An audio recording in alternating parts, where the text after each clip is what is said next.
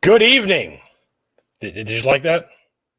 I love it. Cool. Did that get you pumped?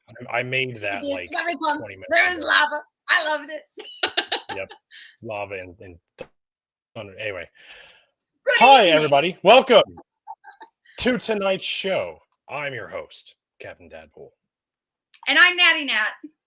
And you are watching Nerds and Heresy.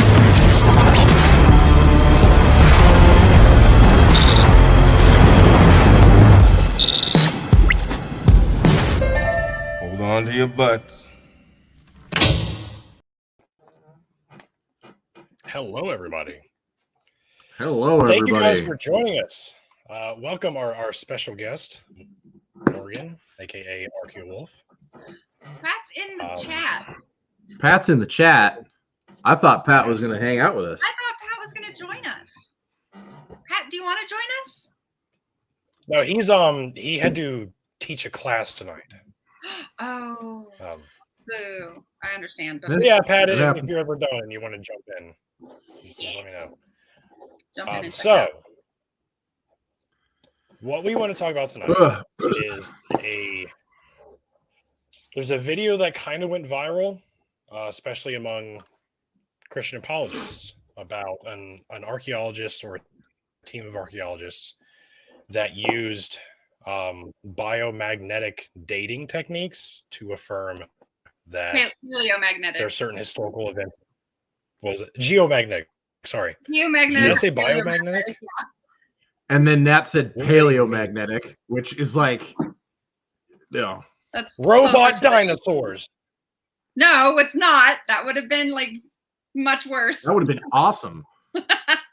Actually, so much better. This paper does talk a little bit about Jurassic time, but we'll get into that later. Yeah. Yeah. So we've had people on TikTok and Twitter like share this data. This article just came out August 31st, the day after my birthday. Right. So it's been making its rounds. And no, on August 30th. August 30th. Is my birthday. I missed your birthday. Yeah. Yeah, happy birthday. Don't even worry about it. I missed my own birthday. It doesn't. It's okay, Morgan. I won't tell anyone your birthday either. I don't have a birthday. One time. Oh man. Anyway, you have level up days. Level up. I guess. So so this news has been making its rounds, and I looked into it a little bit, and I was like, I am grossly underqualified to even read this article because I have no idea what the fuck I'm reading. Well, wait, the Times. I do have. Newsweek put out a layman's article describing this that was called Ancient Biblical War Verified with Earth's Magnetic Field. And you know that's the one that everybody's reading because I tried. Nat was very helpful. So for everybody in the chat, Nat got a hold of me today at like 11 o'clock and then 2 hours later sent me these articles to, hey, here, read some stuff. And I'm like, awesome. One article has 62 sources and it's like 10 or 15 pages long of print about that big. And I guarantee you, the people who are using this as some sort of bolster to their argument, they did not read that. They're reading the one that's coloring book simple. Yep. Which I read. Exactly right. I did read that one. And I just have to roll my eyes because So we want to play the video for you guys so that you guys can see what they're going off of. And then we'll kind of dive in and break apart the argument as it goes. Well, no, we'll watch the video and then we'll break apart the argument at the end, piece by piece. Because I went through all of the sources on the article that was written about the actual printed article. And did you? Yeah, I went through all of them. I looked at each and every single one of them, and I'd say about 50% of them were good, and the rest were all biblically sourced. So, you know, the circular knowledge concept. So there was a little issue there. But that was basically just talking about the root of the campaign. Anyway, let's watch the video, and we'll explain it as we go. Okay. It's you want to hear the math then? Half. I'm not sure how the sound. I'm not sure how sound is going to go, but I will mute myself. Hold on. Actually, you know what? Let me make sure subtitles are on before I do auto English. Yep. Okay. Yeah. So if for some reason the sound doesn't work, you can read.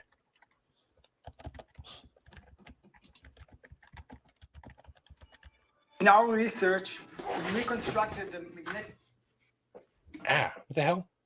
field of the Earth, which was recorded in 21 destruction layers in 17 archaeological sites throughout Israel. And we used these changes as a dating tool.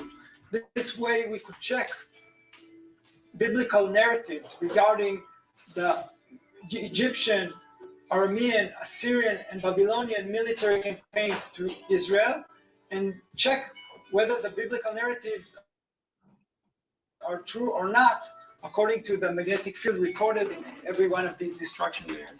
So the magnetic field of the Earth comes from the movement of iron, which is well down in the interior part of the Earth.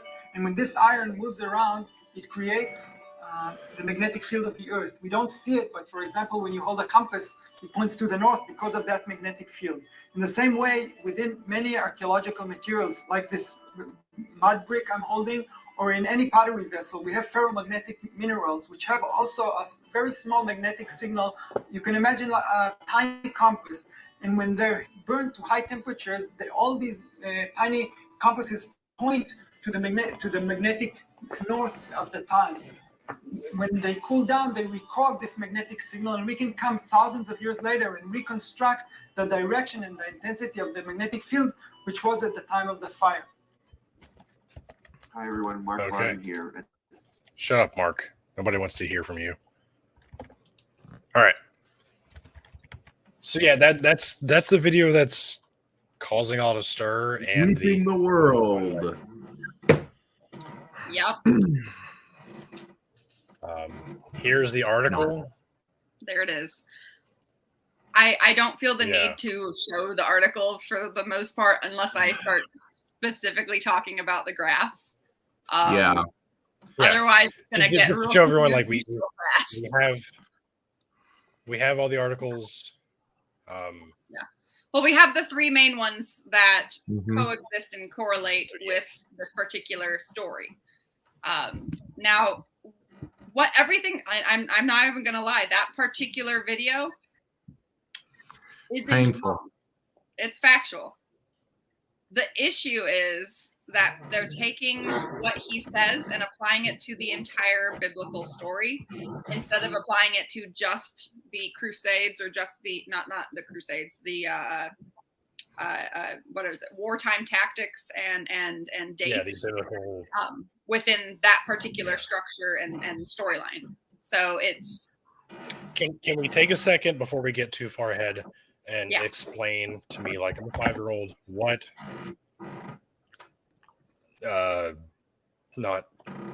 geomagnetic dating is.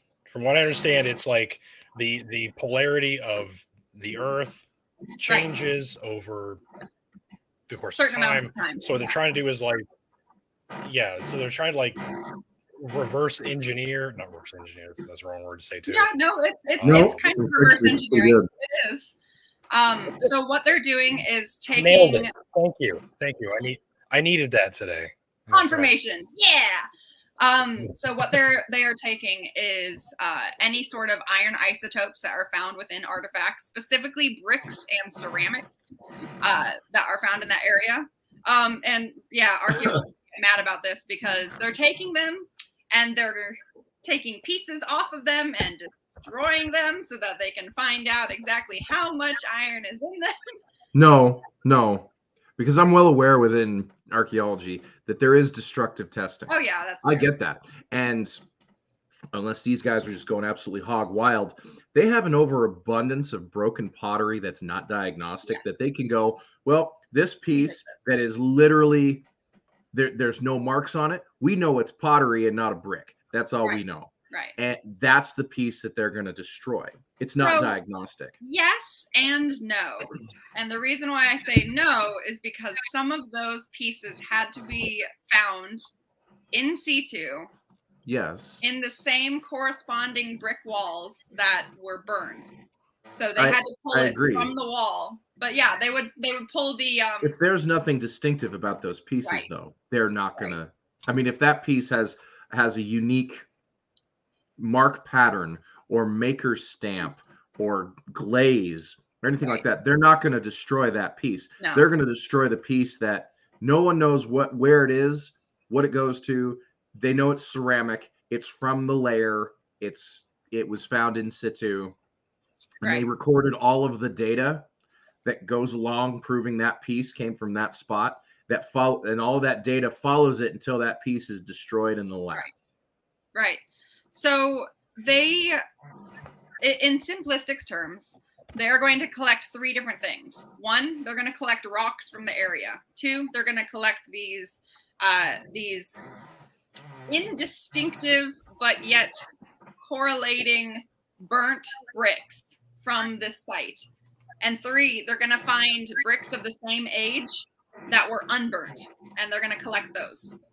Because they're not just testing the ones that are there. They're also going to do a practice test where they are taking the unburnt bricks, burning them to the extent that the other bricks are being shown, and then seeing the magnetism that comes from there to see if it correlates with the ones that were there, or if there is a difference in the polarity of those iron ions. So, or I guess they're not ions at that point. But yeah, so through this whole method, these artifacts are being measured in a scientifically accurate way, and they're from real sites that we have recorded. Yeah, hold on, there's a percentage of error. Hold on. Well, something else, but oh, okay, go on. No, you finish. Okay. I want to go. I don't want to jump ahead of myself, but they do correlate the findings that they have here with other time graphs or no, I guess not correlate. They correspond with different other measuring techniques like radiocarbon dating, tree rings, and I believe this one actually talked about polarization within not crinoids. What am I thinking of? Seabeds.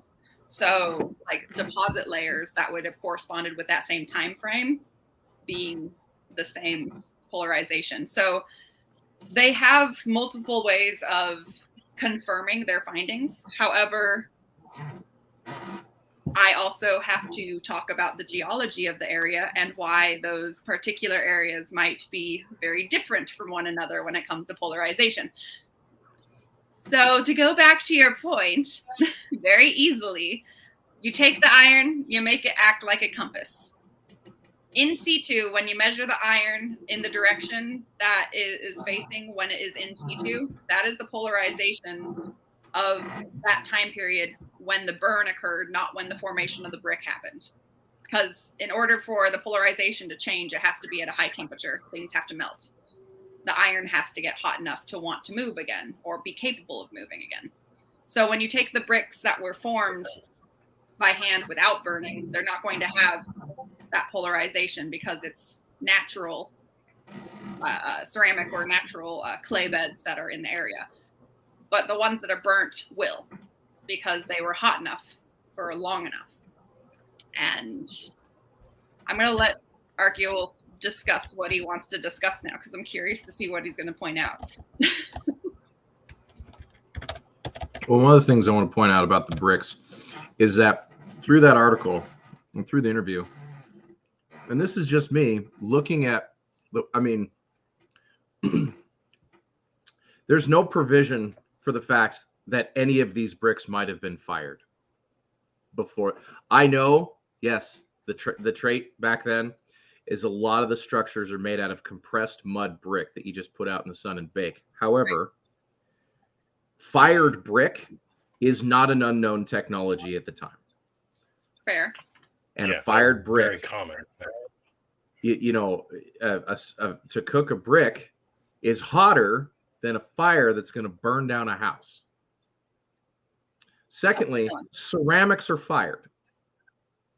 Have you ever taken a clay pot that you've made and put water in it after it's dry? All that water is going to do is soak into the clay pot and disintegrate it. So all of that ceramic is also fired. That's what gives it its strength. Right.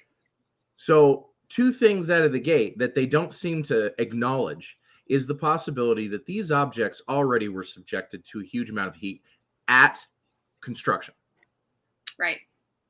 Secondly, if they're going off of purely this geomagnetic data,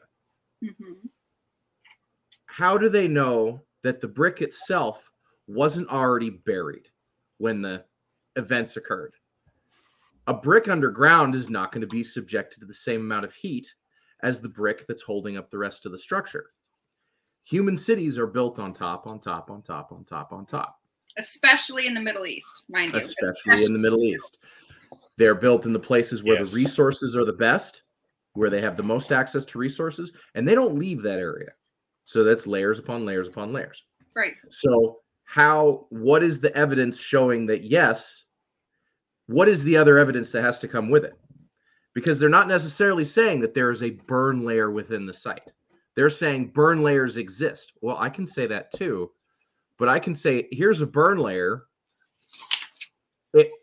Somebody must have attacked Judah, except I'm talking about a burn layer at a site that's 9,000 years old in Black Bear Coulee near Helmville, Montana.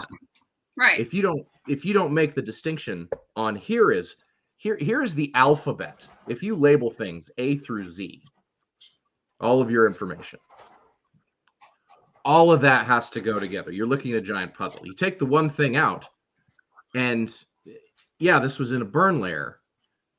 I'm testing this one thing by itself.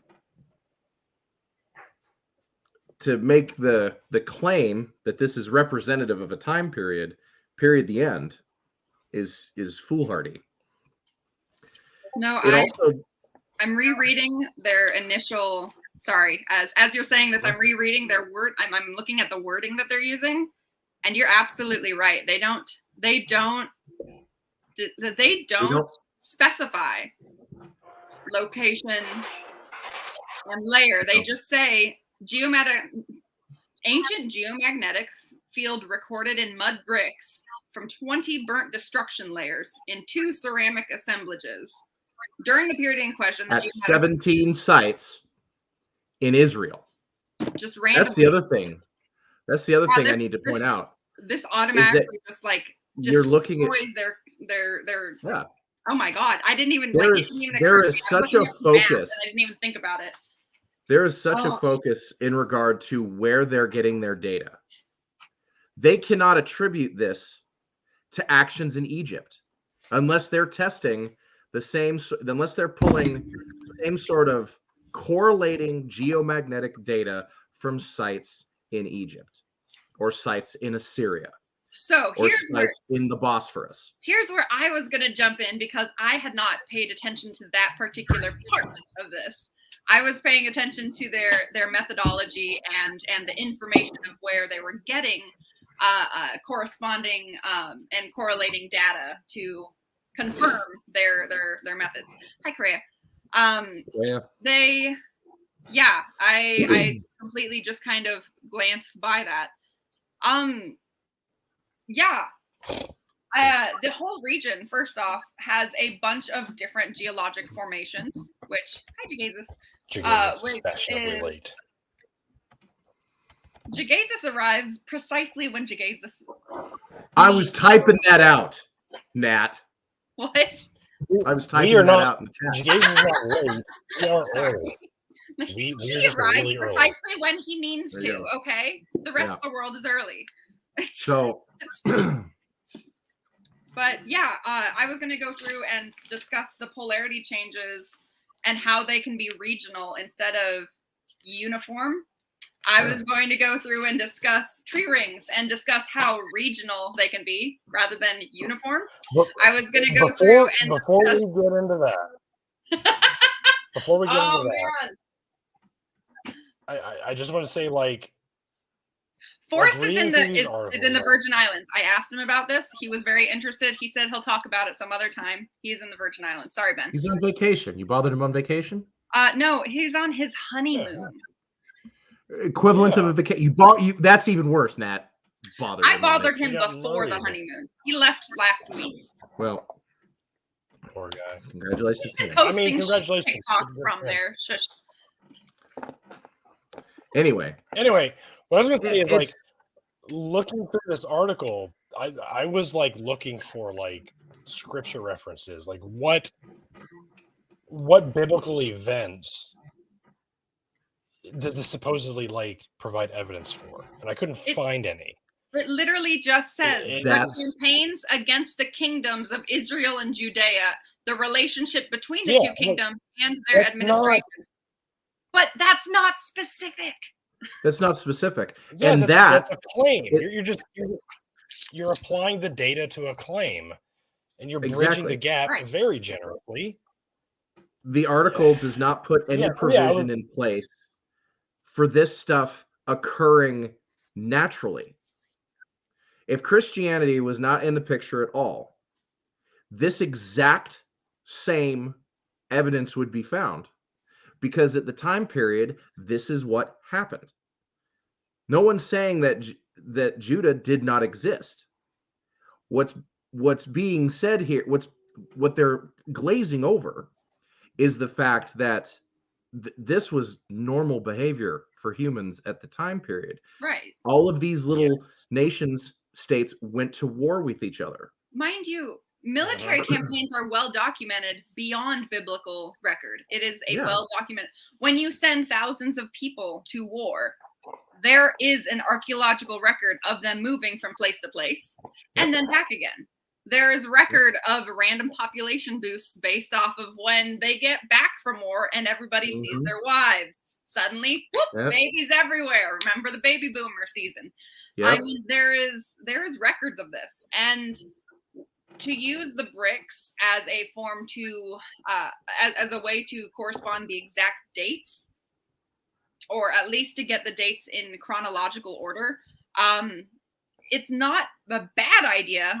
But now that I'm looking at what samples they pulled, it's a terrible collection of samples.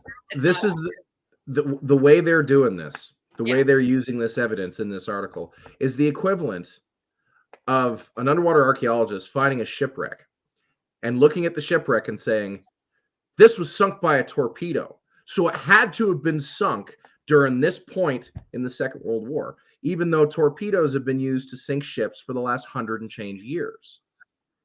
It's a hole in the side of a boat. Okay. No one's saying that's not what it is. But this exact thing, there's no evidence of it.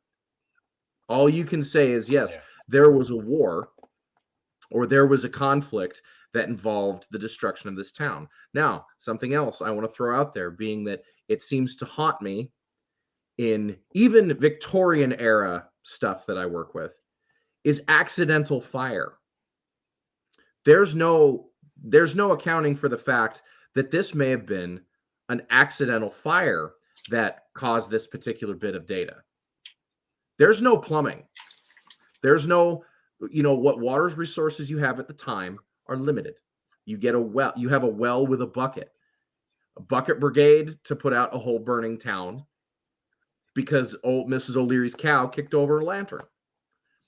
If you have that situation and half your town burns down, that leaves a destruction layer very similar to one that you would see in war.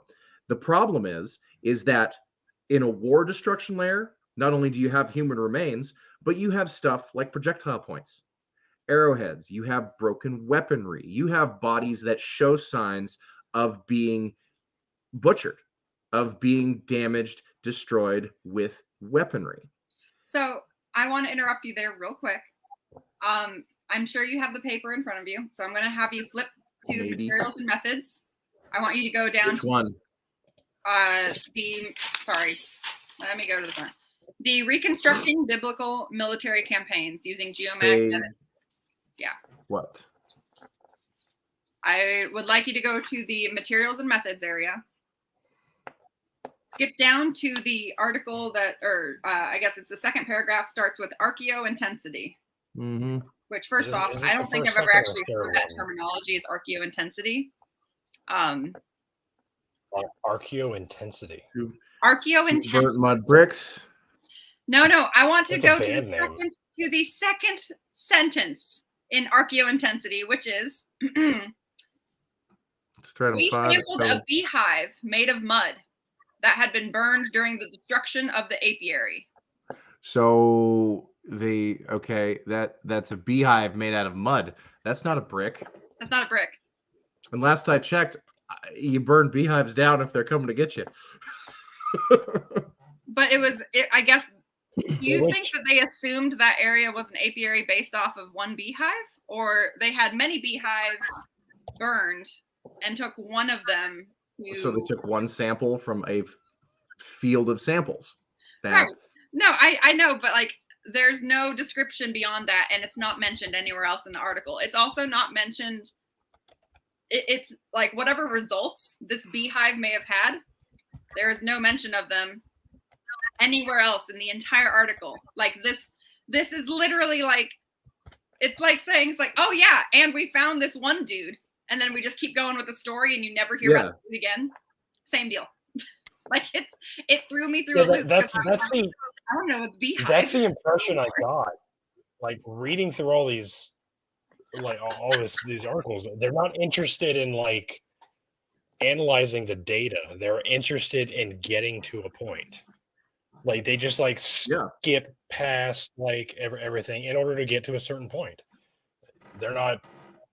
Yeah, they're not. They have a single biased goal, which immediately is brought up when you read the Newsweek article and you read the sentence where we've used various historic sources, including the Bible. Yes, which again, I would like to. I've got a fantastic series of books over here by an author named Douglas Riemann. Well, you can start here. Everything that was pink, all the pink things, those are all biblical. Just want to throw that out there. Oh. I had 4 yellows that were not biblical, and the rest of them were from varying archaeological books that were. There wasn't very much geology in the in reference pages, which is where I was getting lost. I was like, "You're using you're using a geologic methodology to confirm." I'm not citing geology? What? Yeah. That's where I was like, okay, let's find some stuff that does cite geology, hence the other 2 articles I sent you guys. Mm-hmm. So yeah, it's they're right out of the gate, there's a focus to prove a certain thing. The entire language in that Newsweek article caters specifically to that proof. Right. Now, the thing I was saying about the books that I've got on my shelf, they're all historic fiction. They talk about real things. They reference real events or real people. But there's nothing saying that story is actually real. It's using a point of reference. Now, to set the stage for the story in place. Going back to this is proving campaigns against Judah. Is it though? Judah could have gone and attacked somebody else, and this is retribution for naughty behavior. This also could be localized uprisings. If the king pisses you Yeah. off, what do? You rebel. Well, if the king is still in control of the army, what happens? The army rolls in, they burn down your house, they kill all the people they think is responsible, and they raise your taxes. That's why Right. Robin Hood became a thing. Right. You Well, know, they always burn the village down in the credits. So, so disregarding, because at this point we can disregard a lot of the artifacts found in this particular paper, and switching over to a different paper, which also was credited by the claim, the high precision radiocarbon dating and historical biblical archaeology in southern Jordan paper, that one. Is this the second the one that does a nice 3D modeling rendering of the site. Yeah. Yeah, that one. And it tells you exactly the location. Right. So that's actually really good. I like, and it shows you every single one of the artifacts, the number of samples that were taken from this in situ and well documented, like archaeological site. If you can bring that up, that'd be cool as shit. That one. So that only tells you where they are, but the corresponding chart of the charcoal that they found from burning such things of that time period gives you a pretty exact dates regarding each and every single one of them that were sampled and what strata they were on, what date they believe it ranged in. And you can see that the dates range within about 200 years apart from each other, which again seems about right when it comes to carbon dating. But yeah, the calibrated dates are really, this is a good methodology. This article is beautiful. It's great. I liked it. It does everything that it needs to do to prove that they were at a site, things got burned. This is the data we came up with. Make your own conclusions. But then real quick, I'm looking at the references. Right. Number 11. Right. Did you see that? Yeah. Everybody in the chat, real quick. Where is Israel? Number 11? Number 11 from this? No. Oh, wait. Are you talking about in the credit or in the citations at the bottom? Are you talking about the reference form or? Yes. Yeah. Yes, in the citations. Go all Number the way to 11. The back page. Number 11. Marcus J. 1995. Maya hieroglyphs. History or propaganda? Research. Where? That's the site they're sourcing? Yeah. History or that's all right. So that is a source that they are citing. I'm not going to say it's a site, but that should be a red flag, like right off. It is a red flag. It is because those don't correlate. That's making the assumption that Egyptian hieroglyphics and the imagery used as the writing system in the Americas is remotely similar in meaning, in age, in development, in dialect. All of that stuff doesn't correlate. All it's saying, the only thing you can say is that leaders at the time period commissioned writings on state buildings that heralded either the history or their achievements. I'm seeing when they cite this in the article. I want to see what they use as their why isn't there one? I mean, that's a source that I wouldn't have even bothered with. No, that's one I would, unless you there's a specifically question cited mark in the premise. Oh yeah, that should be disqualified right there. There's a question in the premise. Yes, there is. You might as well throw a Wikipedia link in there. Right at the beginning. Yeah, I remember seeing that. That was interesting. 23. Okay. Yeah, no. Jagazis, don't be confused. That was the point.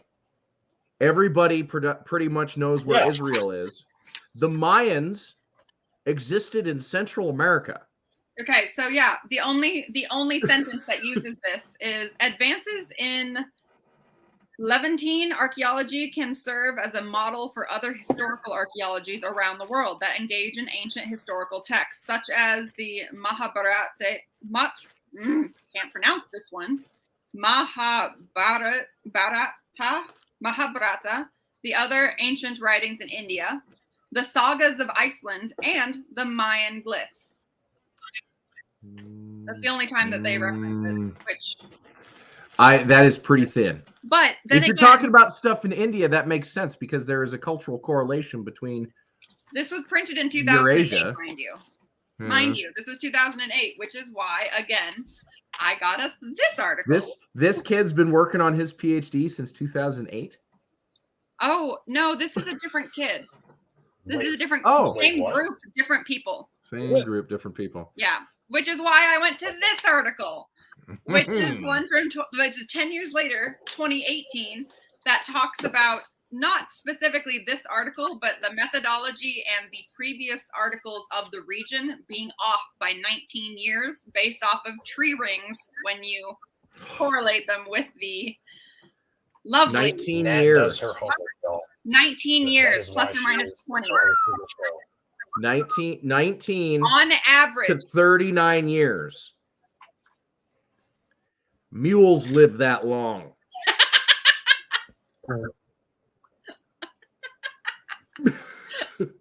And you got to remember something about these stories. There is a potential for, because remember, I mean, I've asked this, who actually wrote the Bible down?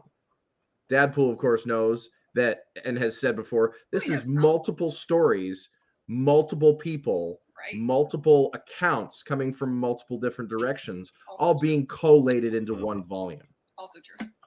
You know, the historians who wrote, you know, I mean, oh God, what's his name? Xenophon, the Greek, writes about Xerxes 200 years later. He was never there. He didn't know Xerxes. He knew the stories. There's nothing saying that any of these accounts that have been written down that they're referring to were written down at the time in which they are supposedly happened. That's the equivalent of going around with a notebook and writing down what happens in your neighborhood today, as opposed to remembering, hey, 3 years ago, my neighbor backed over my garbage can. Yeah. There is a lag in time of being recorded. Plus, even if there was, hey, it got recorded on this day, that doesn't mean that source survived.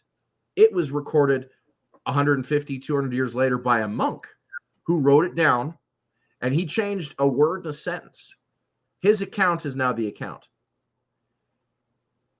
Right.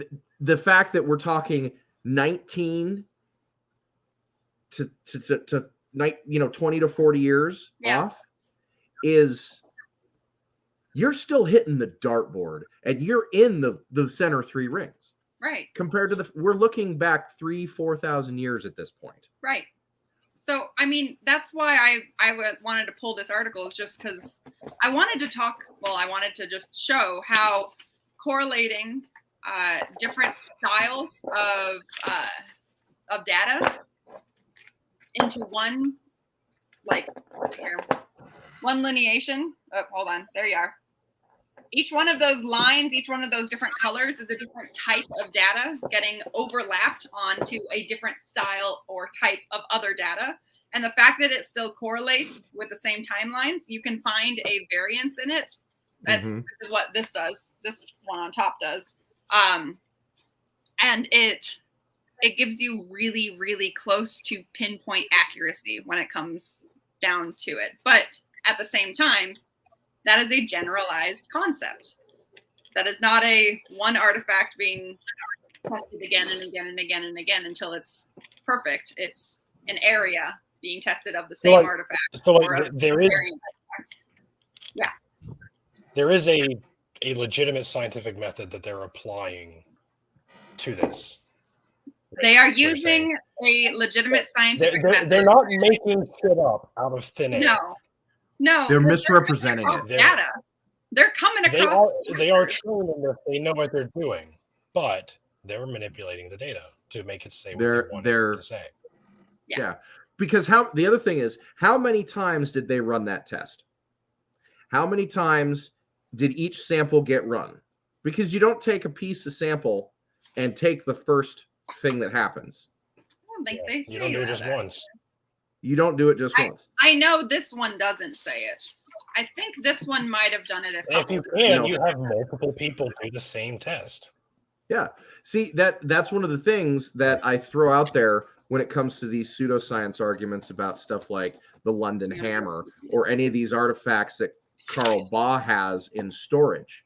None of them have actually been tested by more than one person, if at all. You know, the London Hammer was tested by a guy who was a painter. Well, right out of the gate, obviously that's a red flag. But even if the guy wasn't a painter and actually was an expert in ancient hammers, apparently, So he gets one thing. Yeah. There's no that's like that doesn't work. You have to look at it multiple times. Yeah. If your sample is not big enough to do it multiple times, and you see this in court cases with like DNA evidence and stuff, they Right. get one, maybe two good tests off of that bit of evidence. Right. That is the difference between somebody going to jail for murder and not. If it's below a certain percentage, you gotta there's too much there to say, oh, this doesn't work. Now, if you were able to test the thing 10 times and you got 7 of the tests are within your little window of error, call it 10%, that's the kind of percentages that you really need to hold up an argument. So that's with absolutely certainty, you know. But that was the fun part about this one, is that they tested each thing 6 times on. This is my favorite article of them. The one with the tree. It's my favorite one. They tested each of the artifacts 6 times, and they corresponded it with a different article that I did check. I have over here that I did not send to you guys because I found it today and read it because I was doing research today. But I corresponded that with the tree ring record, which was done by paleobotanists, not archaeologists. So I actually kind of sort of pretty much trust that article. I read it. It seemed I would like a lot better. I trusted that one a lot more. But using their data, they corresponded what they had tested with these artifacts, 6 times repeating of each artifact or each piece. And that's how they came across the, depending on where they were locationally, that it was 24 plus or minus 5 years in the carbon dating record, or 19 plus or minus 5 in the carbon dating record based off of the locality of which artifacts they grabbed. So that was actually 68.2 to a 95.4% accuracy in correlation, which is huge. So I was that's not bad. Yeah, different equipment to that's actually pretty good. Yeah, it was actually, that's why I was like, oh, but we got to read this one because that article makes sense. That one has merit. I'm not saying that the articles don't make sense. Oh no, I know you're not. I'm pointing out that but the ones who are using even though this article makes sense, it then goes back to saying biblically that the other things happened. And I was just like, no, that's not what you just proved. That's not what you just proved. Yeah. Again, that's using absolutes that you cannot attach to a thing. I mean, because like I said earlier, there's nothing saying that house didn't burn down on accident. Right. There's nothing saying that it was wildfire. What they're establishing is that there was a fire event at that point. And it's known that at the time period, these nation states existed and they're fighting against each other. Right. I want to take a second to answer Brian's question, if that's okay. Go ahead. It's a good question. It is a good question. And there are different ways of removing a variable. One would be doing it on different machinery that's all calibrated. Another would be doing it repeatedly on the same machine. You get the same answer, but you have to have it calibrated to the right it's right calibration. And you have to prove that it is that way. So you should be able to replicate the data if you are calibrated correctly from one machine to the other accurately with little to no variation. It should be that way. If it has a massive change, then you have to go back, recalibrate it, and see what's going on.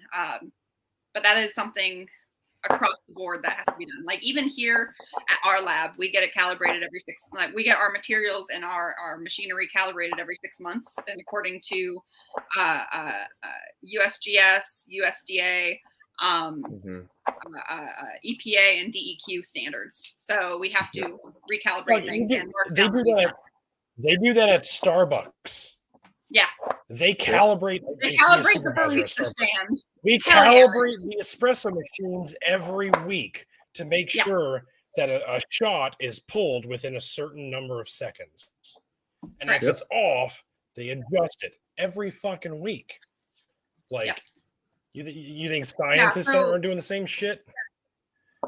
So arguably, you don't necessarily need to do the different equipment. You just have to make sure the calibrations are accurate. But you want to be able to do it on different equipment with the understanding that it is accurately calibrated. Does that make sense? I think that makes sense. I'm hoping that makes sense. It does make sense. Okay, good. I was worried. Like if your calibration is off from the beginning of the whatever it is you're trying to learn, your data is going to be off. Fucked throughout the rest of the process. Everything else, all the data after that point, all over. Assuming you can. Yeah. Assuming you have material that you can test, because remember, these tests are destructive. The sample does not survive. Correct. And that's why a lot of actually proven archaeological material has not been put through these tests. Right. Because you have such a finite amount of it. You go off of all of the other data that you possibly can before a destructive test is required. Right. So no. I get my backflow prevention test calibrated every year, but I was wondering. It's like I mean, it is important at those scales. Like you're testing super duper itty bitty amounts, but in order to get those super duper itty bitty amounts, you have to destroy something that's like an ounce or 2 ounces or 2 grams. So it's much larger. Like your big piece might turn into an itty bitty piece before you're able to actually test it accurately without having any sort of contamination. So and contamination's a big thing. If you only have one piece of equipment available to you, where are you going to go for the other one? Exactly. If you have to take that sample out of a lab, out of a sterile environment, and move it to someplace else, you have the possibility of picking up some sort of contamination that will affect your findings. The cocaine and tobacco mummies are a great example of this, because if you've ever heard about this is mummy genetic material. I think it's hair and skin that was tested in the late 70s or early 80s, if I'm correct, maybe mid 80s. But there was findings, and this is of course also the ancient aliens picked up on this and stuff and everything. And what they pointed out is that tobacco never existed in Egypt, yet here's Egyptian mummies with tobacco in them, with tobacco residue. Because archaeologists smoke. Well, here's the thing, is that they were testing one mummified individual. They had a finite amount of that material to test. And this was a time period where you smoked indoors. You smoked in the lab. So this nicotine tobacco residue in the air is contaminating the material that you're working with. Oh, yeah. The oils on your hands are contaminating the material you're working with. So when this thing kicks back hey, this guy, King Tut's second cousin's uncle's brother-in-law was rolling zigzags. Holy shit, there must have been a connection to the Americas. No. Because when they did the test again, guess what they didn't find? Smoke. They didn't find nicotine residue. They did not find any signs of tobacco. Cocaine was the same thing. They're looking at coca. They're not looking at the pure refined stuff that you see in Scarface. They're looking at coca residue. Mm-hmm. Well, coca residue exists on money. How much money is contaminated by cocaine? So much. Exactly. So if this individual went to Like the soda most of machine, it. took out $1, put $1 in the machine, got his Pepsi, he just contaminated his hands with that money. If he touches the sample and contaminates the sample, he comes up with a different finding. Right. Funny enough, they've not done those tests today in the last 25 years, where not only would the technology be able to like factor in this contamination variable, It's the they contamination variable is massive. I mean, Yeah. absolutely huge. they haven't done those same We- tests today though, and there's a reason why. It's because we've the probably- findings were negative the second time.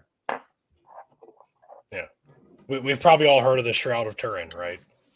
Oh yeah. Y'all in chat. Oh yeah. So That one's the the Shroud fun of one. to Turin, debunk. like they, It's already been debunked. it's fascinating because like it's absolutely a fraudulent piece, but Right. when they did like cross pollen analysis on it, they scientists got so confused because like the Shroud of Turin went like everywhere. It was Mhm. like all over the fucking place. They had a really hard time tracking like where its origin came from. They tried because to was made say from that it really got common paraded material. around Europe That was and really- Asia before landing where it was Yes. at. Like it Yes. was that was Because their they- like the only way to explain it. No. Yeah, because they're like there's pollen on this that did not exist in the Middle East. So like it must have been. You mean to tell me that It's fascinating. for the last couple hundred years that it's been a holy relic, people from all over the world showing fealty have not touched the damn thing? Weird, right? What? I mean, How strange that, People want to touch it? No.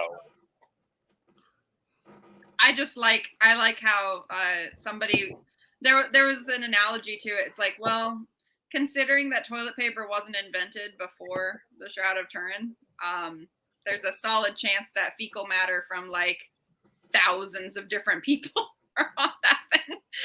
Yes, I was just like, Yes. whoa. absolutely.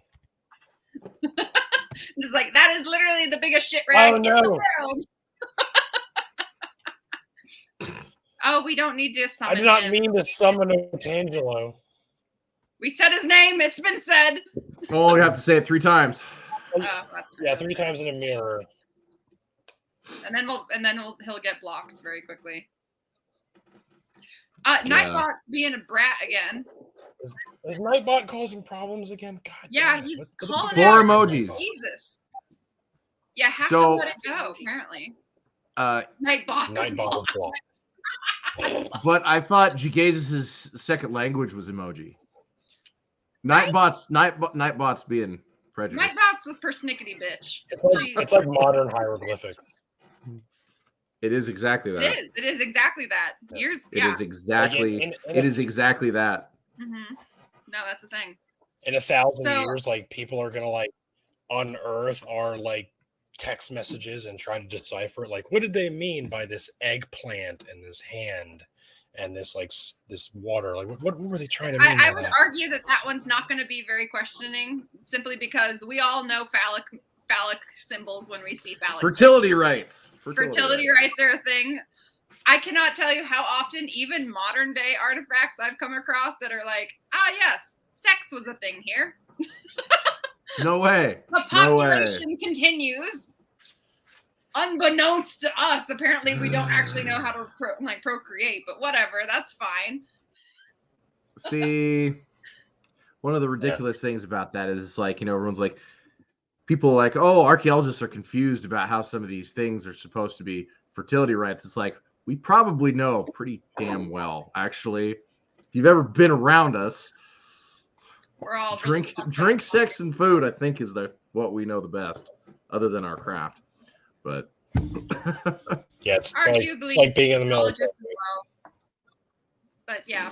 We- I just love the fact that like people are like, wow, this is really significant piece. And I was like, do you know what it is? Like, no. It's like, well, it looks like a dildo, so I'm guessing it's a dildo. yeah, It's like, it's oblong. It's like, it can't be a grinding stone. It's like, no, it's too polished. It's way too smooth for that. Like, this is beyond smooth.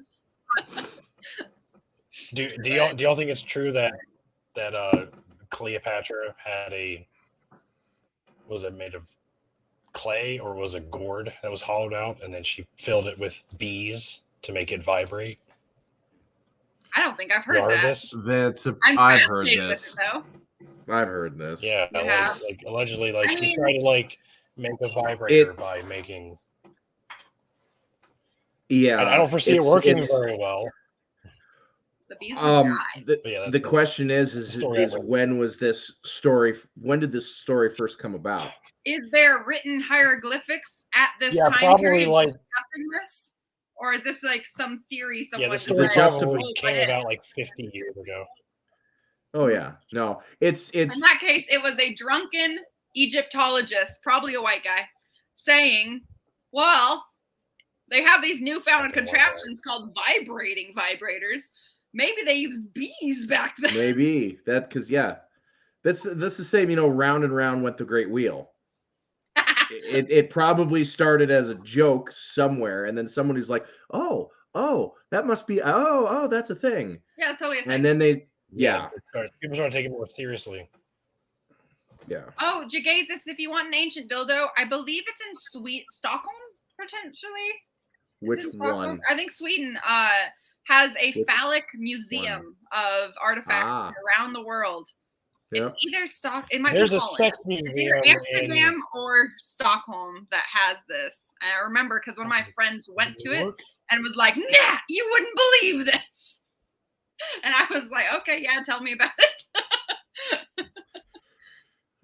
But yes, there's a sex museum in New York City. Yes, no, but this one specifically has artifacts. Yep.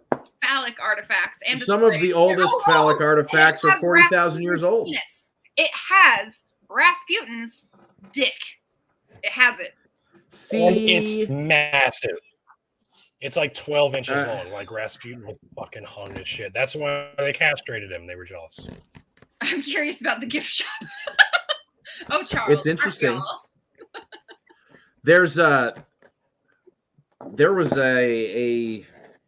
dildo found in a privy in Poland a couple years ago. I'm sure. Say what? Banned? What? That was made out of leather, wood, and stuffed with grass.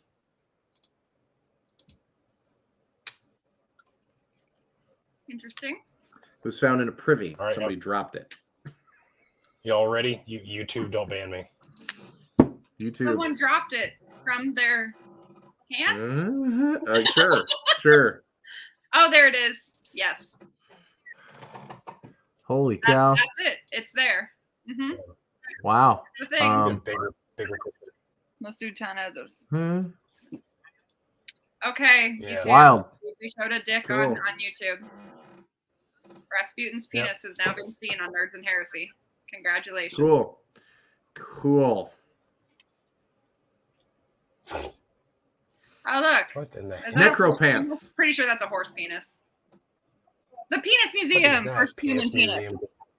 It's first human penis? There's no way that's a human penis. That is not the first human penis. Okay. I'm going to stop sharing my screen now. Before I get It's like 11 inches soft in formaldehyde. Yes. After that long in formaldehyde, it's probably the consistency of like lutefisk. I'm just saying, if you poke it, it's gonna go right through. It's gonna be gross. Ew. I'm just saying. That's necropants. Necropants. Necropants? Have you ever put an egg in vinegar for like a week? Yes. What? Oh no. In vinegar. I've never done anything with formaldehyde for a week. No, can't say that. No, just vinegar. Just put it in vinegar. It does a pretty similar. It was lovely to see you, Jagazis. I've acknowledged you're leaving. Okay. Bye. Bye, Jagazis. Bye, Jagazis. Well, if anybody was interested, I did do the math on the paleo magnetic dating, just because I was curious to see how much of a variation there would be in the magnetic field. I just want to put it out there. We don't have to discuss it very much, but I did do the math. And it would be somewhere around like 0.001 degree of variance to 0.004 degrees of variance within a 2,000 year period. So there shouldn't be more than 0.008 degrees of variance in the last 4,000 years in that area. Oh, so what they're doing is that they're looking at a thing and they're saying this thing is what we want it to be, and there's no real way to show it's different between now and then. That was my math based off of geologic data. Well, you're using geomagnetic references. Because here's another thing. Did they do? I'm glad they looked at 17 different archaeological sites and took 20 samples from 2 or 3 different layers. Did they look at any of the naturally occurring geological data, geomagnetic data? No, and that's why I got this. That is a problem. Right. Because you can get this same data. I can see this properly. I'm going to try and hold it still as best I can. You see those little red lines? That's the direction of polarity within the different within the different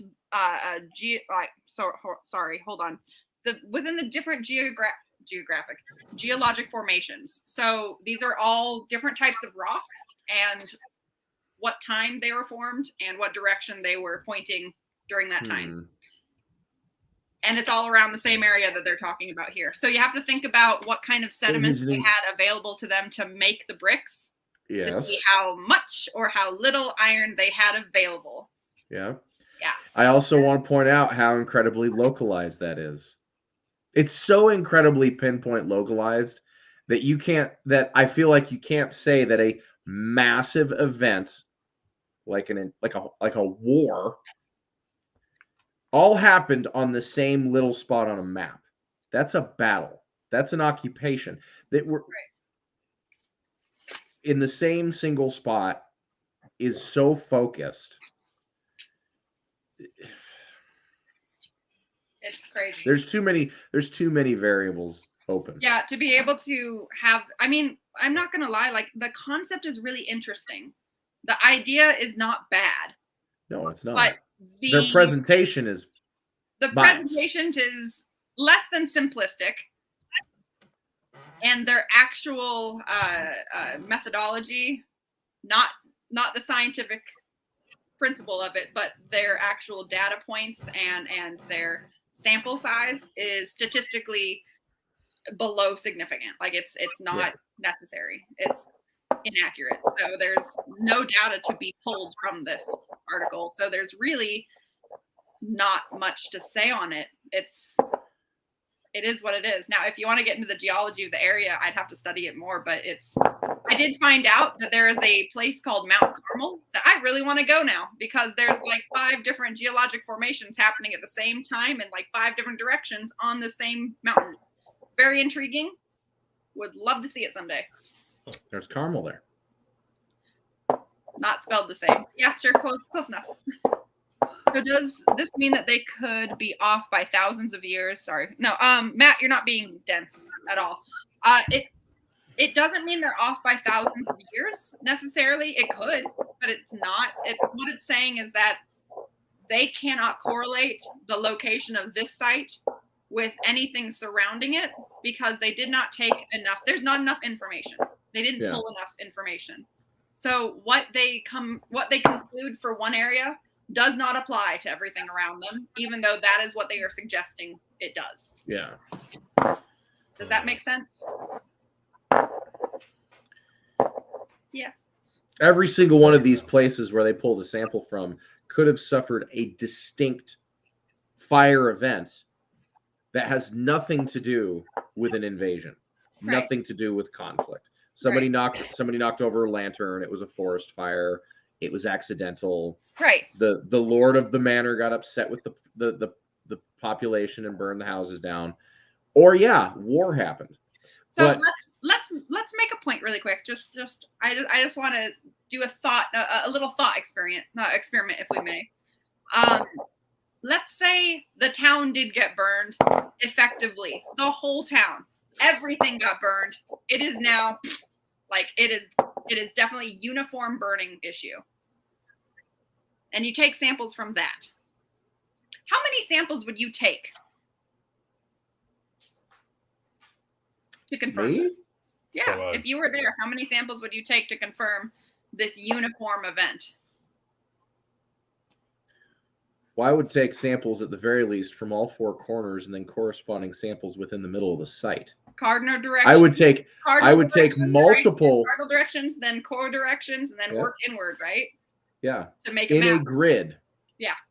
You would want it in a grid. You want the correlation of the southeast corner to correspond with the northwest corner. Right. From what I you would all want them to be the same depth if that was remotely possible. Yes. Would you want them the same elevation as well? I'd think so, because fire burns at various intensities based on oxygen. Now, so you might get something that cooks a lot hotter down below, and that will throw your variation off. Would you not then find out if certain areas of the city might have had clays that were sourced from a different area than the other areas of the city? And so if you that would is make the sure. case, then how do you go about finding out the truth behind that? Well, I would imagine you do a chemical analysis on the material itself and find the corresponding quarry. I would argue that you'd bring in a geochemist on this, right? Yeah. Right? Is there one? No. No, of course not. Of course not. There is a chemist, but no. From what I can tell, there was no chemist. No major one, at least. So that would be how we would theoretically go about confirming a uniform site being burned, right? I mean, there's more to it, but that was a really simplistic method of it. In this case, these 17 different sources that they grabbed, they didn't say where they were. They just said that they were around, right? These sites. Not all in the same stratigraphic layer. Nope. Not all the same items, as the beehive pointed out. That's true. And was the beehive associated with any sort of burned living space? You don't keep a beehive in the middle of town. No. Last I checked, that wasn't the wisest idea. But then again, did they collect all their things from the middle of a town, or did they just... That's the other thing. That's the other thing, because I know a lot of people... About the beehive, though, it's like from the apiary. One of the things I think a lot of people, when they hear archaeologists talk about archaeology, we're talking about the layers of the site or the levels of stratigraphy, there's an impression that everything is flat. Right. And that is not the case. What if the building that burned down is 4 stories? Yeah. And the hottest you still got fire... the walls that are going around it. Well, you got the walls that are going around it, but because the top section has more wood to support it, that's where the fire burns the hottest. That structure collapses in on itself.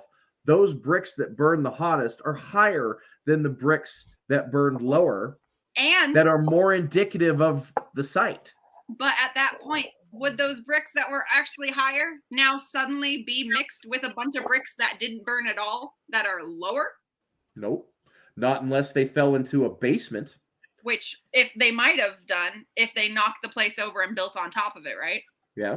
Which then you have to take into account that you are looking at a mixed matrix within that stratigraphic layer. Yeah, exactly. And the stratigraphic record no longer applies. I mean, it does apply, but it no longer is accurate at that specific location. You have to then take into account the fact that you are no longer that you have a separate stratigraphic profile inside the structure that does not correspond to anything else within the village. Yeah, I worked on a Pueblo complex in Arizona, and we excavated, I think it was 57 rooms. It was 200 years of occupation. Not a single room out of these 50 plus rooms had the same stratigraphic profile. Not a single one. Well, I mean, we're humans. Even We if wanna they renovate. existed at the same time, even if the floor plan was at the same time. Right, but we're human. We want to renovate. We want to change things. Consolidate your info to highlight a critique or not a bad idea. We're just having. That sounds like a grand idea. Thank you, Charles. Some nerds and Charles, you want to help me with that? Because I can give you all my references and you can build our website.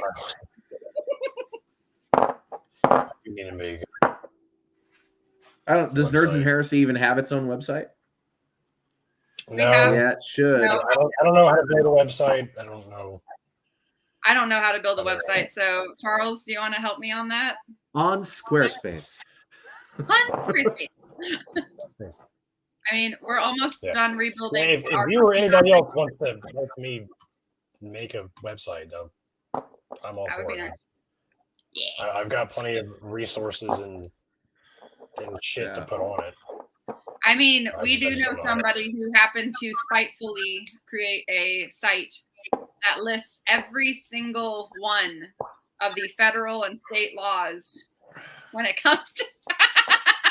Yeah. Huh. It's called Blogspot on Gmail. But you did it, didn't you? Yeah, I did it for me. As far as I know, no one actually goes and looks at it. Buy it now. Oh, nerdsandheresy.com. Is it available? I mean, if you got the money to buy it, buy it. Promise, Charles. Okay, so I'm going to tell you guys a little secret about Charles. I'm going to throw this out here. Charles has bought multiple website addresses for the sheer spite of it. Uh-huh. I don't remember half of the ones that he's mentioned to me, but he has bought them simply so that other people can't have them. Aw. I know. But Charles, Christmas is coming up. Buy it for Dadpool. There you go. So I don't know if I'd want it to be nerdsandheresy.com or like CaptainDadpool.com or I would like Nerds and Heresy because I feel like we correspond our links of our videos. And yeah, you're right. Yeah. Visit Natty Nat's corner. Visit Dadpool's corner. Branch off and learn the science, learn the theology. Let's so have it sounds like you need two. They're awful. But yeah, I think that would be. I do think it would be beneficial because if people come into the chat and they're not sure on asking a question because either they don't know how to word it or articulate the question in a way they feel will be accepted. Right.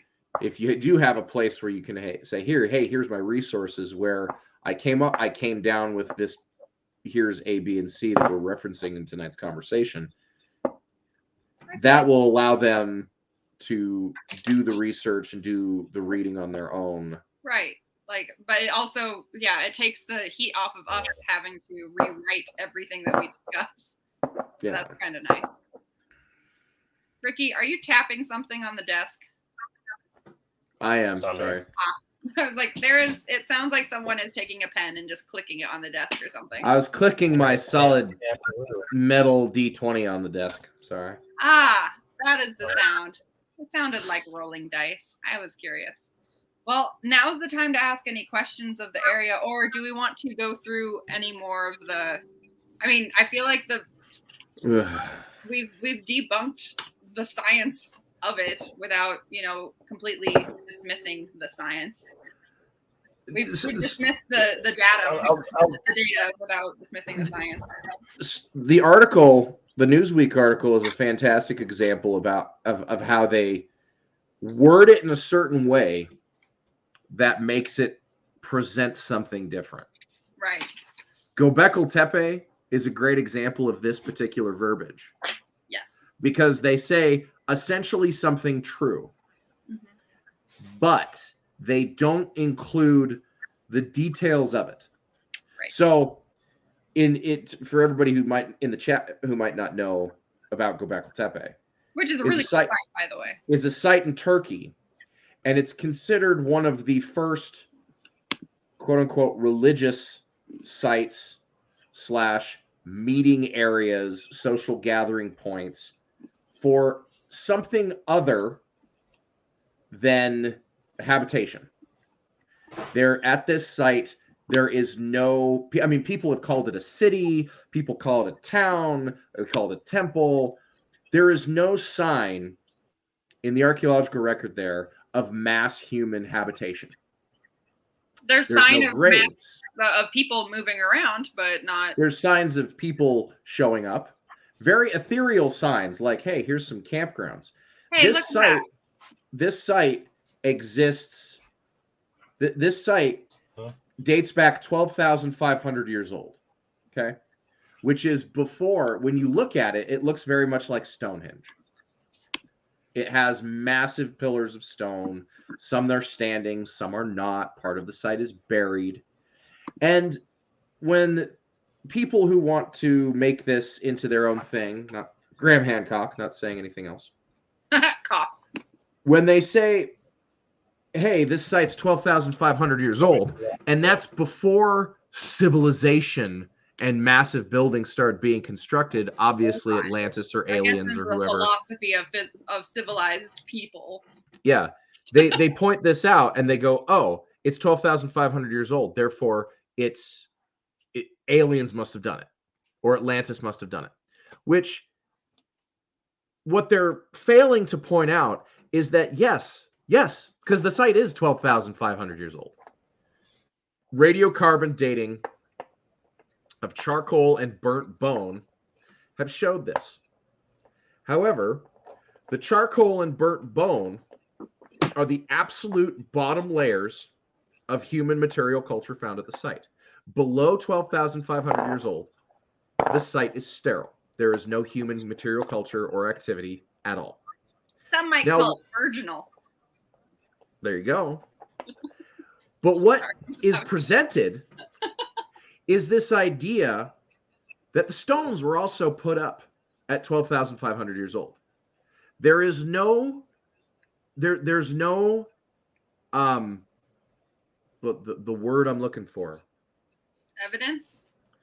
No, there's no consideration for the fact that this site was in use for 2,000 years before it fell out of human use.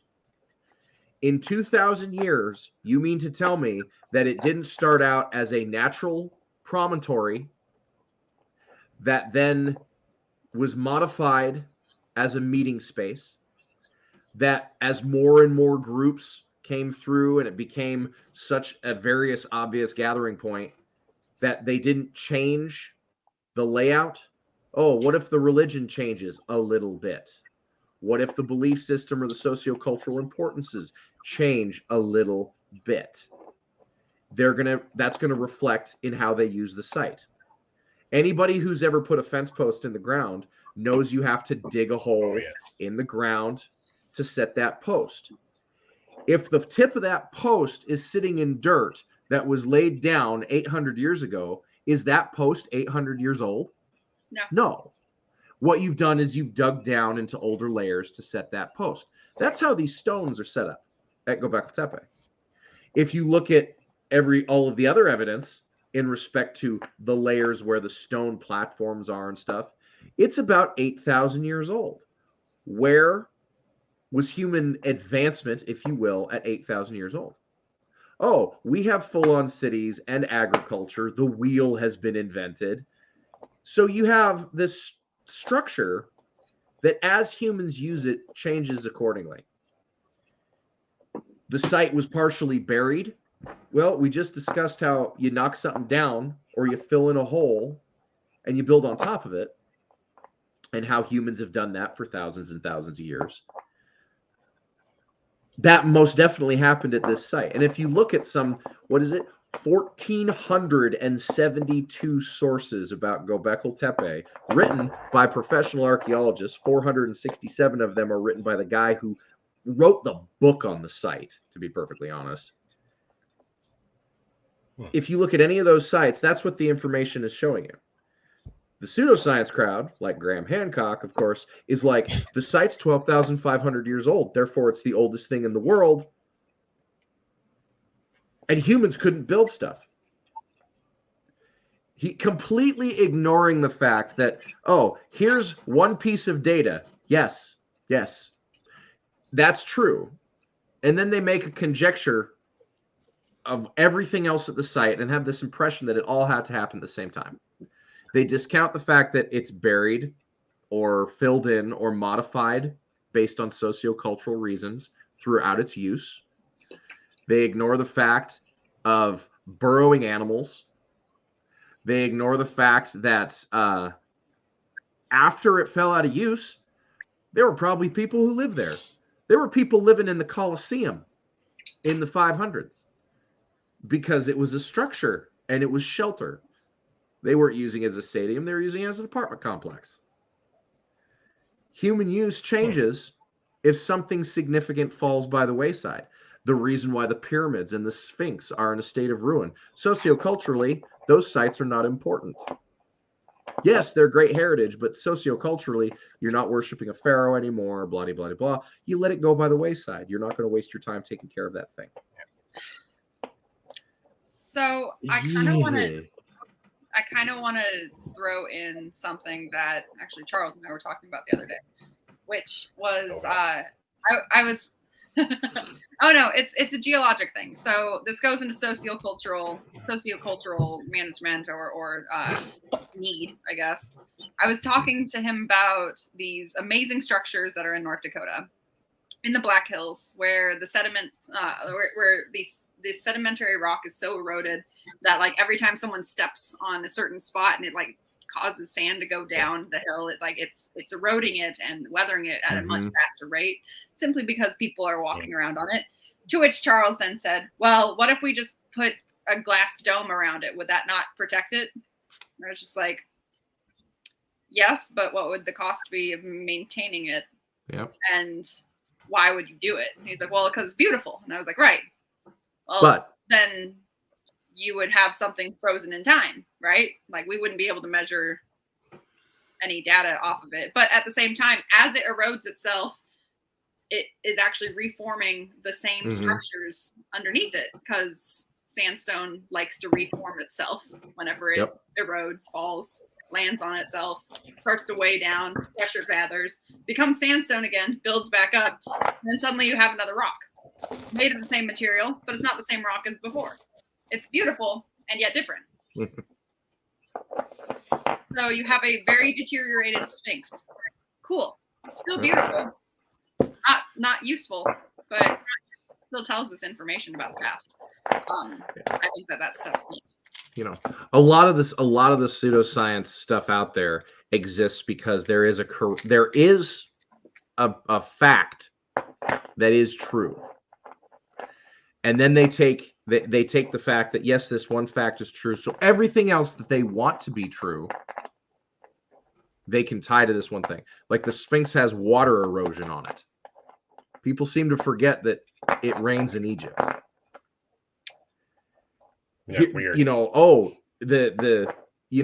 it's eroded in a horizontal fashion. Have you been to the Badlands? Everything's eroded in a horizontal fashion. It's called wind. You know, there's the water erosion on the Sphinx that's supposed to have come from the Great Flood. Nobody seems to recognize that Giza limestone is pretty crappy, and that Giza, the salinity of that area is pretty high, and it's what now is hydroclastic erosion. Essentially, a little bit of water gets on the Sphinx, and it doesn't hurt the limestone, but it makes the salt crystals within the limestone expand. Right, because so you have an extremely brittle structure. Yeah.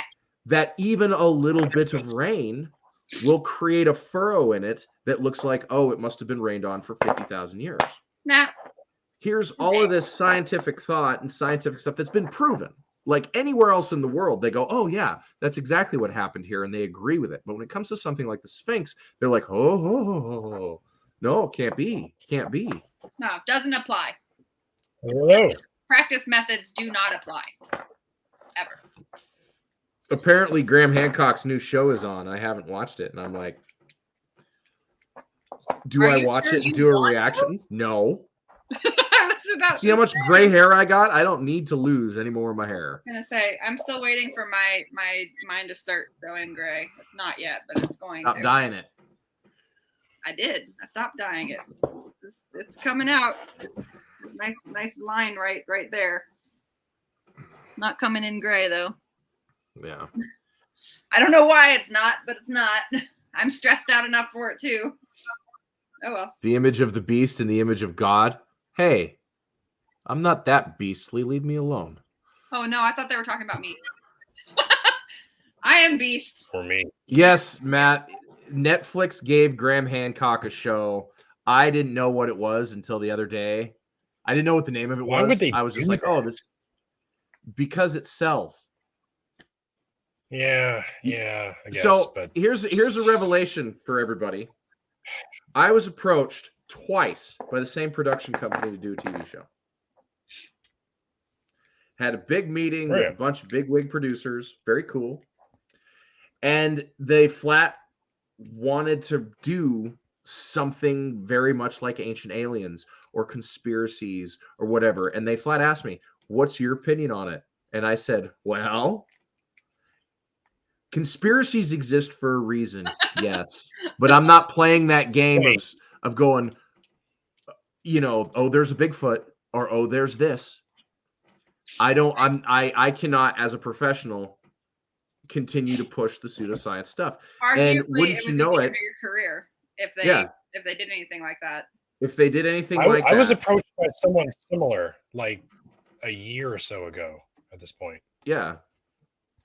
And Like, I got they wanted me to help my 2 weeks produce a show that it was weird. Good. So the first time I got approached was actually in 2020 when I was still, I don't know, below 200,000 people on this app on TikTok and stuff. Yeah. And I was asked if I was interested in being on that Aztec Gold show. And they sent me a questionnaire. They'd sent me 10 talking points or something. And one of them flat out was, how excited are you as an archaeologist to work with treasure hunters to find this amazing thing? And I'm sitting there like, no. Oh, damn it. I muted Chatbot. Chatbot can't do its job. Okay, Chatbot needs to come back now, I guess. Oh, damn it, Chatbot. So, and I was like, no, I can't do this. And I wrote that. I mean, they asked me a question about,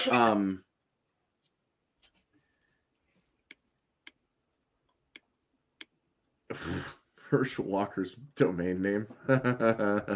Yeah, someone bought his website. It's like herschelwalker.com, and it's like you go to the home page and it's like a picture of him holding up a sign or in front of a sign, and it says like follow me to stupid town or something like that. Nice. Yeah, like someone bought the domain and they're anyway. Charles. I might have to throw this out here. Charles, did you just message ArcheoWolf with the same thing you just messaged me about? Because he just went through and found all of our names.com and found out none of them are taken at the moment as domains. So he's like, do something with them now. I don't have any money. I honestly don't have any money until Tuesday. Yeah, same. But to answer your question, how archaeology seems to focus on Western cultures. So as looking at Eastern cultures, a lot of American archaeologists, unless you're purely an academic, Eastern cultures are kind of out of the wheelhouse. I've said this before. I would need to go and specifically focus in something like Southeastern Asia. And then I would have to jump through a load of hoops to work with those institutions over there and stuff, because everywhere else in the world follows essentially the European model for education when it comes to archaeology. Sure. I think the Chinese are the only ones that don't. They're big enough not to. It's kind of the same way. It's kind of the same reason that all of aviation around the world, all of the communications in English, everywhere you go. The system works. It can be applied to everything. So they haven't changed it. The problem is that in the United States, archaeology is a subset of anthropology. Meanwhile, you go to Europe, and archaeology is its own thing. You get a degree in archaeology. I have my degree in anthropology. My focus and subfield is archaeology. It's just a difference on how they carry their umbrella, really. Right. But because it's that slight bit of difference, I mean, even England, I couldn't get a job in England with my educational background unless there's somebody on that project who is willing to vouch for my professionalism and expertise. Pat. Sorry, Well, what? Pat's not here. Pat's not You here. know, Archeodeath, I'm sure, would have me on his Archeodeath crew. would grab us so fast. So I would quick. love it if Howard would grab us. That would be so much fun. But see, it's the same thing here. I know people, you know, I've met one person who's educated overseas as an archaeologist here. It's simply, I mean, the material you're working with, It's location. the focus in the world is so specific. You know, you have to, you know, your focus is kind of stuck there. Eastern cultures are so wrapped up in ancient culture that it all kind of blends together. People talk about ancient China, ancient Mongolia, ancient India, the ancient Mediterranean, all in the same breath, because they developed roughly on the same scale. I mean, that would actually be like my defining difference really between Eastern and Western is like, imagine like New Age versus traditional. But at the same time, it's not like a dividing line. Like it's not a locational line. It's a time frame that overlaps, and it's the culture that overlaps. Like classical. Classical archaeology is something that you can get a degree in, and your focus is Europe, Africa, and Asia. Mm-hmm. You are not looking at anything in the Americas, anything in the South Pacific. Right. You're not looking at anything newer than, I want to say, maybe, a 900 to 1000 AD. You're not looking at anything after that point. Right. Classical archaeology is where you find Egyptology, Greek archaeology, Roman archaeology. That's where you find that focus. And then applied archaeology or modern archaeology applies all of that same science and methodology to the sites in the Americas, to the assemblage in the Americas. And that's actually kind of a problem in some regards, because, you know, the stages of development in the Americas, I can't remember where I saw this or where I heard this. You're looking at a 3,500 year division in development. Once the Americas are shut from, Asia, 15 to 12,000 years ago, once that communication is cut off, you do not have the large scale technological advancements in respect to metallurgy or large scale agriculture in places where large scale agriculture is kind of difficult. That's why you see all of the big civilizations in the Americas are in the tropics. You don't see a lot of it in North America simply because the growing season is finite. The irrigation resources are finite. The Phoenix Basin is a great example of how your life is on a string. The Holcomb civilization was great for a couple hundred years, and then they went through 50 years of drought, and it destroyed that civilization as it was recognizable in material culture. and the Hohokam dissolved into multiple little groups that eventually become the indigenous identities you see today. But you still have this, because you don't have such a wide demographic of development to pull from, that the isolation kind of keeps you back.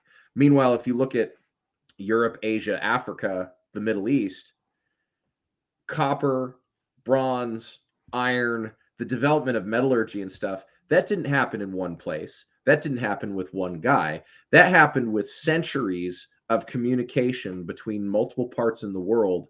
The individuals in those, the education systems, the requirements it's constant trade and a sharing of ideas through different Yep. cultures. It's an ongoing evolving process. Resources. You don't have resources in one part of the world that you do in another part of the world. You know, we built some of the best titanium-based aircraft in the world.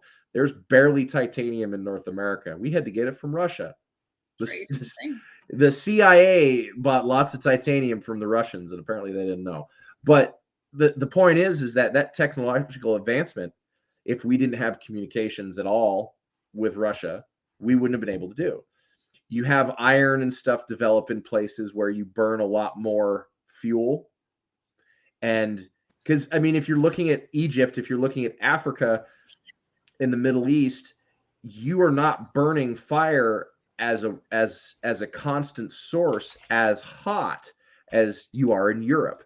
Europe is where I'd be willing to say metallurgy starts by accident, because somebody was attempting to cure stone to make a better stone tool.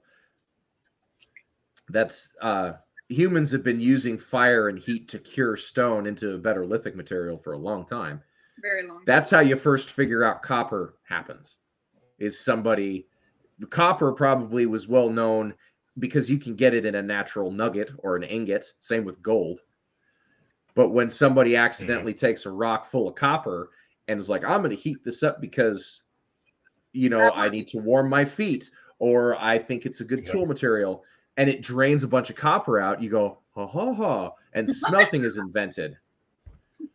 But 50 generations before this, one guy who paid attention might have done the same thing and not noticed. But once this guy figures it out, and that news gets out, take it 100 years, and then starts mixing with essentially the same sort of incident happening in the Middle East or in Africa or out in Asia, but this guy did something different, and then this guy did something different here. That all comes together, and that communication gives that jump. In the Americas, that didn't happen. The populations were we interrupted so alike. Yeah, we interrupted their development. Eventually, if the old world did not go, gap. Yeah. And I want to throw some out there because I think this is going to be controversial.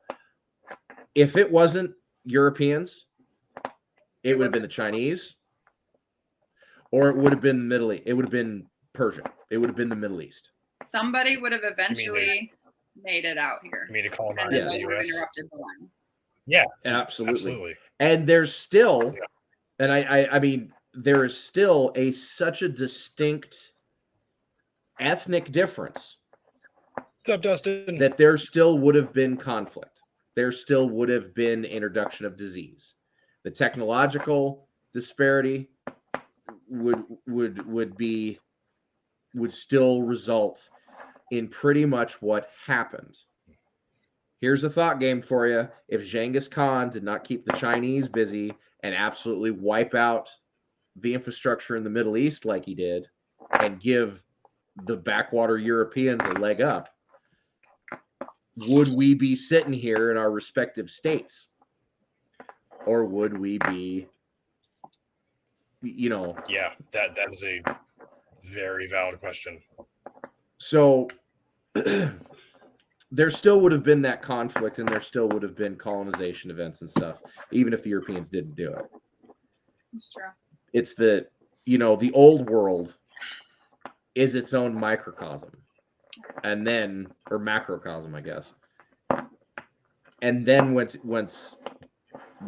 it gets over to the New World, the Americas, you see such a massive cultural upset. You know, it's one of these situations where you change the worldview of a hemisphere of the planet. Right. That's profound. Well, this goes into why Star Trek was never allowed to associate themselves or intervene in cultures that weren't already space ready. In theory. In theory. So, do you think that would, in another universe, another timeline, whatever, do you think that would make, like, China, would it become like the superpower? Yeah. Superior race? Like, Possibly. because Chinese people are racist as fuck. Like, Chinese people are more racist than white people are. Oh, absolutely. So, like, I can totally picture, like, them, like, yeah, doing what white people did, but maybe doing it more. Anything could have happened.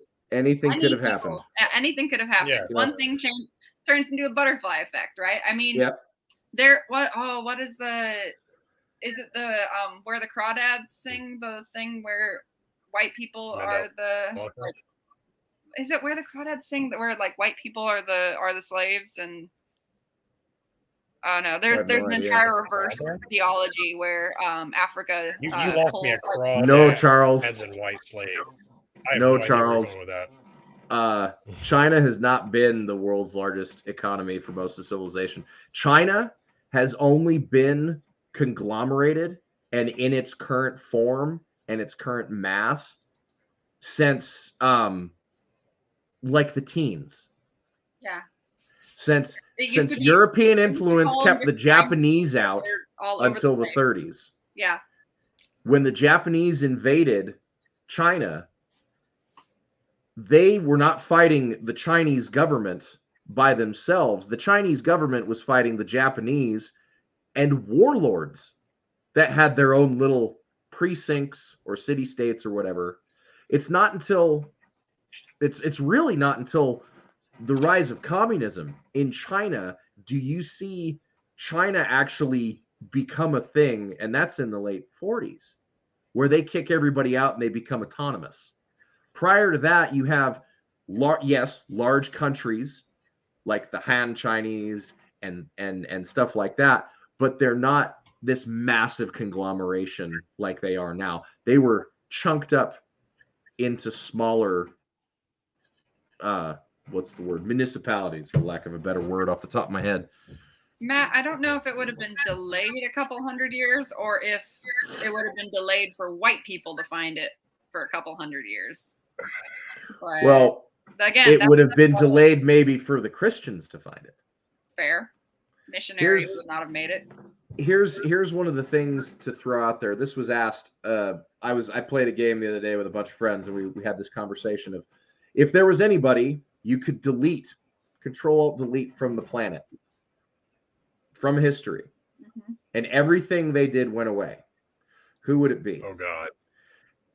So yeah, I mean, here's the where do you want to start? Of course, Hitler's on the I have my knee-jerk reaction, Columbus. But I know there's a better. You know what's fucked up? Columbus is definitely on my list, but Hitler's not, and the reason why is because, and this is fucked up, because of the scientific advancements the Nazis did. I fucking hate myself for saying that, but here's the thing. Yeah. It's fucked up medically. Columbus isn't even that big of a deal. Mitch McConnell, yes. Mitch McConnell, well, yes. The Dutch, yeah. Mitch McConnell. You're officially my favorite person. You know, Ricky, I will have to bring him up to meet you at some point, or we should all meet at Norse's again. God damn. Yeah, well. Tavern Night's gonna come up pretty soon. I can't do Tavern Night. Yeah, December 3rd. I know this is like off topic, but I'm trying to figure that out. I would have said Cyrus the Great. Ooh. If you get rid of Cyrus the Great, and Cyrus the Great does not repatriate the Jews back to Judah, Judaism would have gone extinct as a religious form, or it certainly would not have grown to the state it would be now. Christianity would never develop out of the Second Temple. I would have gotten rid That of is Bartholomew true. de las Casas. Someone's been doing You their wouldn't have- homework. I would have done Bartholomew de las Casas specifically because he's in the age of Columbus, but